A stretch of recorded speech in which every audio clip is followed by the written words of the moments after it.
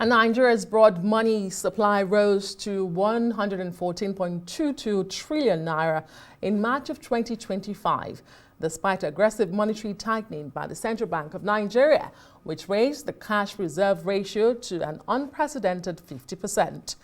Well, the latest money and credit statistics show that the March figure represents a 24% increase when compared to 92.19 trillion naira recorded in the same month last year.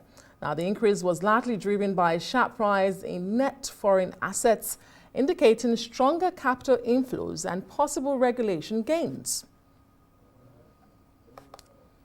Let's cross live to Owerri, the Imo State capital, and speak to economist and CEO of Kari Asset Management, Johnson Chukwu. Thank you so much for joining us on the news tonight. In Owerri tonight, I want to guess you went home for the holiday. Absolutely, I got it, Adesua. Great. Thank you for having me, and yes. Thank you so much for being here. I mean, so let's help us make sense of this. We've seen the CBN on a tightening stance for such a long time now, but then we are told we have so much money in circulation. How is that even possible? It looks like we're trying to dry up the sea, but a lot of taps are still open. What's going on? This way, it's no brainer. If you look at the fact that the Federal Account Committee has been distributing 5 to 1.7 trillion naira every month, this quantity of money comes into the economy, is injected in the economy. A significant part of that is coming from what you call non-productive economic activities or rental income. Most of the income that is distributed, a significant part of the amount distributed is coming from oil sales, proceeds of oil revenue. And because the proceeds of oil revenue, you do not have a lot of cost input that go into their production, so any distribution from exchange rate gains or exchange rate differential, or even allocations coming from oil crude sales, actually liquidity into the economy that is supported by productive activities. That's why if you cast your mind back to when Dr. Ngozi Okonjo-Iweala was the Minister of Finance, she said that why they had to keep some of the proceeds of oil sales in sovereign wealth account or account. The economy, the local economy has absorptive capacity. That if you inject the whole amount into it, would create what we are talking of, excess liquidity, or increasing the volume of currency in circulation. And I think it's coming from that. A great part of what we're dealing with is that FAC allocation has increased significantly in the past 2 years, and that is a large chunk of that is coming from, not from tax revenue, but from conversion of earnings from crude into naira. Well, we're trying hard to hear you perfectly from Owerri, but we hope that the connection will remain perfect as we continue this conversation.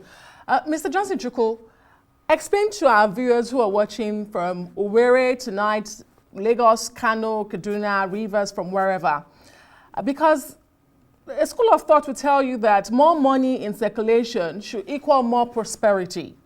For those in Kano or wherever in Nigeria, in Kaduna, in Lagos, in Edo, who want to just buy a loaf of bread or pay for school fees, explain to them how this much money in circulation doesn't trickle to them. Where's the money?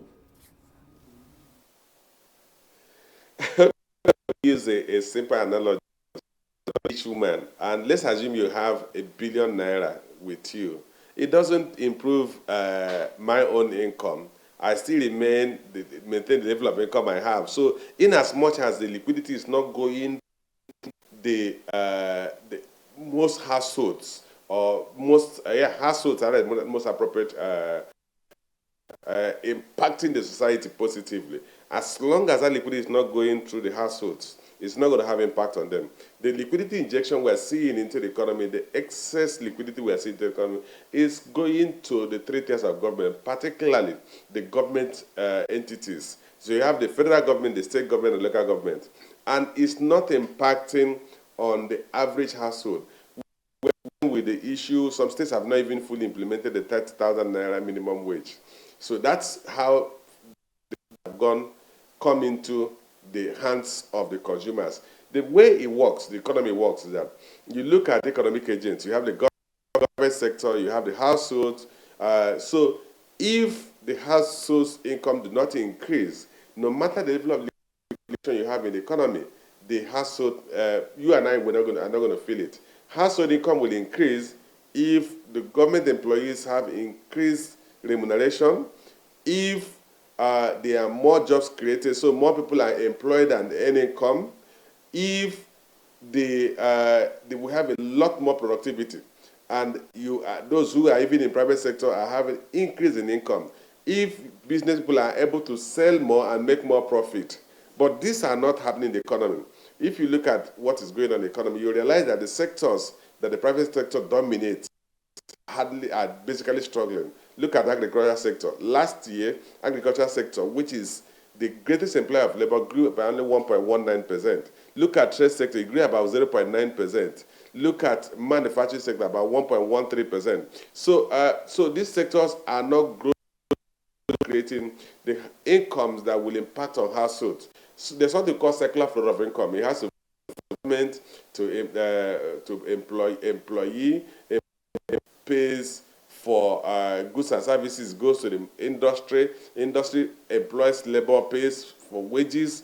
But as long as that expansion is not going on, you're not going to see that impact on the average households. Most of the money that we're talking of, excess liquidity, are in the hands of the three tiers, and the governments are not spending that average household will feel the impact, which would have been if you have governments are creating a lot of contracts, which is one of the things you use to devise or to generate liquidity into the hands of average consumer. If contracts are given out and contractors have to get people employed, pay them based on what government is paying them, the money will go to the hands of average contractors.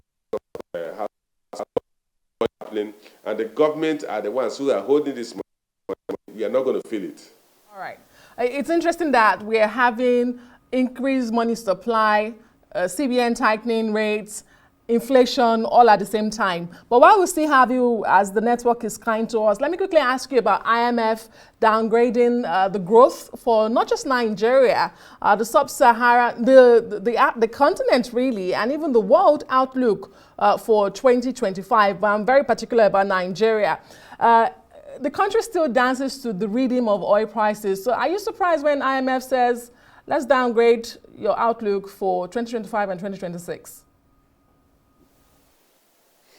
Not at all. This was on Tuesday, last Tuesday, the 15th of April, we made our presentation to the world on what we call Cali Economic Outlook for the second quarter of this year. And we had actually economic growth will slow down, Nigerian economic growth will slow down, that the positive spots we saw in the first quarter of this year may not be sustained because of what the President of America has effectively done with the tariff that he imposed. And logically, you will realize that with tariffs, what will happen is that cost of production will go up, and because cost of production is going to go up, prices are going to go up. When prices go up, average household will slow down their consumption. When they slow down their consumption, demand for goods will slow down, which means level of economic activity will certainly slow down. That is what the IMF is saying. So the tariff is going to affect virtually every country. No country that will be insulated from it. If you look at Nigeria, for instance, look at our budget for this year. The federal government has a budget of about 44 trillion naira. Of that amount, over 19.6 trillion naira is going to come from oil sales. We had projected we're going to produce 2.06 million barrels a day. We're going to sell the oil at $75 per barrel. Today, oil is doing less than $65 per barrel. That's even when it has recovered to some extent. So if that would mean that the government cannot generate the level of revenue it had projected, it simply means it cannot fully it as well. So you're going to see a slowdown in economic activity. Government is a key agent for economic development, economic activity, and that will apply to every other country. Not to talk of the impact on the private sector. Like I said, private sector businesses are going to pay more when they pay duties to bring in their input material, to pay for their machinery to produce, which will increase their cost of production, and the average consumer whose income have not increased, they slow down their consumption, and then because they slow down consumption, you can't produce more to push into your stores. So you will reduce the number of people you have employed, you will reduce your level of productivity, and therefore, remember that GDP is aggregate of monetary value of goods and services produced in an economy within a specific period of time. So if that aggregate reduces, it then follows that economic growth will slow down. And, Mr. Johnson Chukwu, before I let you go, what is the Nigerian government not doing that it needs to desperately start to do concerning all we have discussed tonight?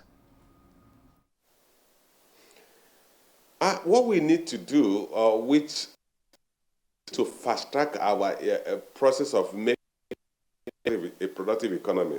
And then I think there's no better auspicious time, no better time to do it than now. At a time when manufacturing is going to go to places where they are relatively cheap labor, where you have a large pool of labor, and where you have a relatively potential large market. But beyond even the large market, what is happening today? Manufacturers are targeting the U.S. market and looking for countries that the U.S. has indicated to impose lower tariff. The tariff on Nigeria is 14%. Tariff on a country like Vietnam is about 46%. Tariff on a country like India is about 24 to I think 24 or so percent. I think 26%. Sorry, 26%. People are looking at migrating from Vietnam and India to produce at 26% tariff. Nigeria is 14%. Why are they not considering Nigeria? If you look at even producing for the European economies, Nigeria is closer to Europe, to export to Europe, than China or India is to export to Europe. They're not coming here, they're not looking at us because we do not have the productive base, despite the fact that we have the large pool of young people. We need to address those constraints, which will include our infrastructure deficit. The power energy is critical for productive activities. We need to transport infrastructure. We need to address the logistic infrastructure, the seaports and the airports that will allow for easy importation and exportation of goods and service from the economy. Okay. These are synching on for us to become a productive economy and then attract the positive from this that has just been triggered by the U.S. president. Great. Mr. Johnson Chukwu, I will expect some fresh farm produce from Owerri when next year in Abuja. Thank you so much for being on the news tonight. We do appreciate your time. An economist and CEO of Cowrie Asset Management there, Johnson Chukwu.